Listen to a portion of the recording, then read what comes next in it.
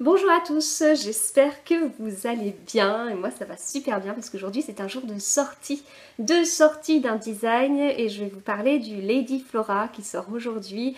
Je suis contente, voilà, il y a eu 2 mois un peu de vide mais ça y est, je reviens avec un nouveau design tout doux et je vous en parle tout de suite.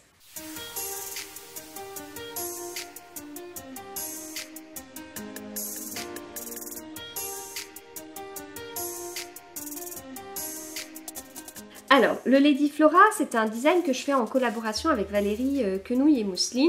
Valérie que j'ai connue lors des tournois de Knitich Serre d'Aigle à fond. Et du coup, j'avais pas encore tricoté de ces laines. Et je vais d'abord commencer par ça. Je vais d'abord commencer par les laines. Donc le Lady Flora, je l'ai commencé il y a un petit moment. Et quand j'ai reçu les écheveaux, l'un des premiers trucs que je me suis dit, c'est doux. Je trouve ces laines très douces en fait. Enfin, du coup, en tout cas, celles que j'ai tricotées. J'ai trouvé douce à tricoter aussi. Et le Lady Flora, je ne l'ai pas tricoté d'une traite. Alors celui-là, surtout pas d'une traite. Le pauvre, je l'ai tricoté accompagné de beaucoup d'autres tricots. Donc c'est-à-dire que je le tricotais un petit peu. Je le mettais en attente. J'ai tricoté le... Ah bah, je pense que j'ai tricoté le Lady Châtaignier, le Lady Downton, le Lady... Oh, peut-être pas le Lady Châtaignier quand même. Oh, je sais plus. Au moins le Lady Downton, le Lady Empoisonné, un autre design dont je ne vous parle pas encore.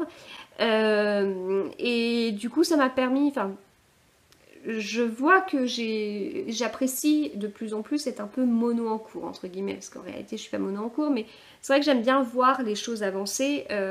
Je travaille pas mal, donc j'ai un peu moins de temps pour tricoter, et je me vois pas avancer quand je suis en multi en cours, alors que quand je suis en mono en cours, c'est appréciable en fait de me dire, tiens, j'ai quand même réussi à tricoter autant de choses que ça en si peu de jours. Voilà, alors qu'en réalité c'est juste la même quantité de tricot, sauf que réparti sur plus de tricots, c'est moins valorisant, enfin je sais pas comment dire.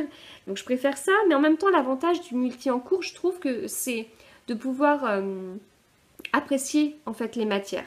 C'est-à-dire que si j'avais tricoté, je pense, ce gilet-là d'une traite, j'aurais moins pu vous dire qu'est-ce que c'est doux, parce que je m'en serais moins rendu compte quelque part, alors que là, à chaque fois que je le reprenais, enfin je mettais en pause quelques jours, je le reprenais, à chaque fois je disais ah donc c'est vachement doux. Voilà, donc c'est doux. Et là on a fait les photos ce week-end, il faisait un petit peu chaud. J'avais un t-shirt en dessous et du coup c'était doux sur les bras, c'est doux. Voilà, c'est une base mérino mais c'est doux. Le coloris, c'est le coloris Chardon.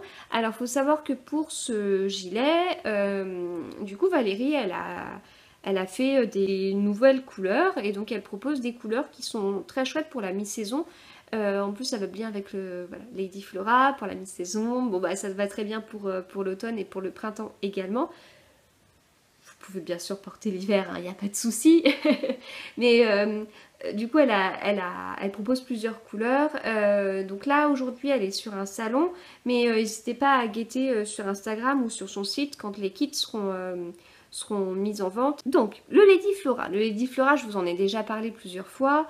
Alors, pas tant que ça, hein, parce que je trouve qu'en ce moment, je fais pas assez de vidéos tricot. Ça me manque énormément, mais je m'étais un peu bloquée avec le Lady Green. Enfin, je voulais pas vous le montrer tout de suite, etc. Mais bon, bref. Donc, je voulais un petit peu montrer, mais pas totalement. Et donc, c'est un gilet qui est globalement assez simple. Il n'y a pas d'énormes choses dessus. C'est un gilet en raglan qu'on commence par le haut, etc. Maintenant, on va regarder les petits détails qui font que, où je me suis amusée. Donc, au niveau du raglan, on est sur un raglan à 2 mailles. Voilà, donc c'est pas... Je vous le dis. Ça m'est arrivé de faire des raglans à 1 maille. Ça m'est arrivé de faire des raglans à 2 mailles en croisant les mailles. Ici, on est sur un raglan à 2 mailles.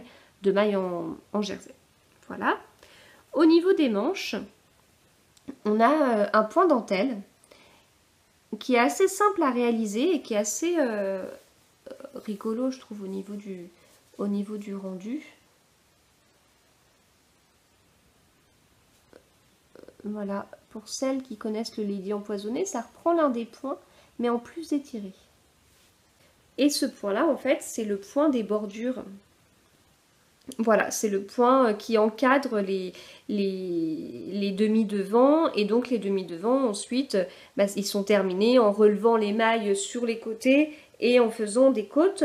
Voilà, au niveau des caractéristiques principales. Dans le dos, il est uni. Voilà, ce qui permet aussi d'apprécier la laine, enfin les nuances de la laine. L'autre petit détail, je pense qu'après ce sera tout sur les petits détails, ce sont les côtes.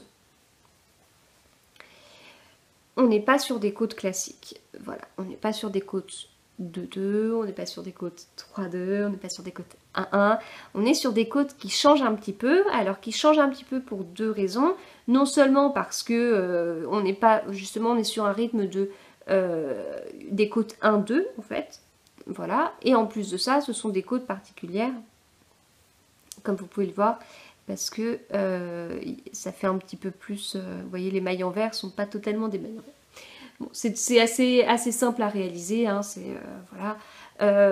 Moi j'ai bien aimé parce que j'ai été plus vite, parce que je tricote assez vite en méthode continentale quand je fais des mailles à l'endroit, et quand je dois faire des mailles à l'envers, je les tricote soit à la méthode continentale, soit avec ma main droite, mais je suis moins rapide, c'est un peu moins fluide. Voilà, je dois pas faire assez de gilets, je sais pas. Mais du coup, alors les côtes, je les tricote en méthode continentale, ça va assez vite parce que c'est l'un des avantages de la méthode continentale, hein, c'est on n'a pas à passer son fil, donc quand on alterne endroit-envers, ça va assez vite. Mais je vais quand même plus vite avec des mailles endroits que en alternant en fait des mailles endroits et des mailles envers. Et là, du coup, il y a beaucoup plus de mailles endroits que sur des côtes classiques, donc j'ai bien aimé aussi pour ça. C'était le petit détail. Donc voilà pour ce gilet Lady Flora. Alors le mien a pris pas mal ses aises au blocage. Alors notamment les manches, mais parce que en fait moi quand je bloque, surtout mes designs, parce que j'ai des attentes au niveau de la taille, hein, donc c'est-à-dire qu'il me faut une certaine hauteur, il me faut une certaine largeur, etc. Donc j'ai tendance à épingler le corps. Et les manches, ça dépend en fait. Les manches, ça va dépendre quand j'ai essayé mon tricot, avant de le bloquer. Eh bien, si je trouve que la manche, elle est un petit peu large, de toute façon, je l'aurais essayé lors du tricot, et j'aurais fait en sorte que la manche s'arrête ici, de façon à ce que lors du blocage, je tire un peu sur les manches. Si la manche, elle était plutôt bien fitée, assez serrée, je la fais plutôt arriver à peu près à la longueur que je souhaite, donc un petit peu plus haut sur le poignet, et ensuite, je ne vais pas étirer les manches, je vais peut-être élargir un petit peu, et encore, pas dit. Par contre, si c'est vraiment serré, là, c'est que je me serais plantée. C'est que j'aurais vraiment eu un souci dans mes calculs ou dans mon rythme des diminutions. Et bon, ça m'arrive pas trop. Dans ce sens-là, ça m'arrive pas trop. J'ai plutôt des manches qui ont tendance à être un petit peu larges. Mais ça, c'est mon souci sur tous les designs. Pourtant, il y a du bras, mais bon, bref. Donc dans ces cas-là, j'aurais tendance peut-être à étirer en largeur. Si j'étire en largeur, ça réduira en hauteur. Sauf si vraiment on est sur une laine qui prend beaucoup d'espace, sauf si on est sur un échantillon un peu déjaugé où on laisse justement la place pour la laine, au blocage, enfin voilà, la place de prendre ses aises, mais voilà. Ici l'échantillon, je sais plus si j'en ai déjà parlé, mais on va parler des choses qui fâchent. On est sur un échantillon de 28 mailles. Voilà, donc c'est un échantillon qui est assez serré, assez... enfin, voilà, moi quand je tricote normalement de la fingering, je suis de plus en plus à 25 mailles, hein. Ceux qui me suivent depuis longtemps remarqueront que je tricote beaucoup moins lâche qu'avant. Avant j'étais sur du 24 mailles limite en aiguille 3, maintenant j'ai du 25 mailles en aiguille 3,25, hein. Donc voilà. Ici c'est un gilet que moi j'ai tricoté en aiguille 3 et j'ai obtenu un échantillon de 28 mailles. Après si vous souhaitez, si vous souhaitez le réaliser et que vous n'avez pas 28 mailles, vous avez plutôt 26 mailles par exemple ou autre, vous pouvez toujours aller voir la vidéo que j'avais faite pour pouvoir calculer la taille que vous avez à tricoter. Hein, vous pouvez, si votre échantillon en 26 mailles vous satisfait totalement, vous gardez cet échantillon là et vous allez plutôt jouer sur la taille que vous allez réaliser pour obtenir vous la taille que vous souhaitez. Voilà, donc au niveau du rendu, alors moi j'aime bien, je trouve pas ça serré en fait. Et je trouve que, enfin c'est pas serré mais c'est régulier, mais parce que c'est assez serré pour être régulier. Enfin moi j'aime pas trop quand c'est un peu déjaugé. Donc je trouve que là, voilà, ça c'est rempli. C'est rempli parce que on a un échantillon de 28 mailles, c'est tricoté en aiguille 3 et la laine, elle a pris ses aises. Enfin, elle a rempli les trous. Elle a fait en sorte que ce soit régulier. C'est pas forcément moi qui tricote aussi régulièrement que ça. Voilà. Et d'ailleurs, il y a un truc que je vous avais pas dit, mais en fait, on le voit plutôt sur l'envers, mais sur les côtés, il y a une sorte de, un peu de fausse couture. Donc ça se voit pas beaucoup parce que je l'ai faite avec une maille torse. Moi, j'aime bien quand on alterne maille endroit et maille envers, avoir plutôt une maille envers torse. Je crois que je vous ai déjà expliqué pourquoi. Et voilà, donc c'est assez discret, mais il y a un petit truc et j'aime bien. Donc voilà pour ce Lady qui est un gilet assez basique qui me paraît assez simple à associer, hein, sauf si vous prenez du rose fluo pour le réaliser, voilà, c'est à vous de voir. Hein. Mais voilà, avec son petit détail de dentelle qui fait dentelle un peu travaillée quand même, mais qui est très peu présente aussi. Voilà. Donc n'hésitez pas à me dire ce que vous en avez pensé. Je fais une petite parenthèse promo. Comme d'habitude, le jour de la sortie, il y a une promotion sur ce design-là et sur tous mes autres designs. Donc petit à petit, la boutique se remplit. Hein, on est au F. Bon, il n'y a pas le E encore. Le E n'est pas sorti. Mais voilà, si vous n'avez pas encore le A, le B, le C, le D, sachez qu'aujourd'hui, ils sont à prix réduit. Je ferme la parenthèse. Voilà.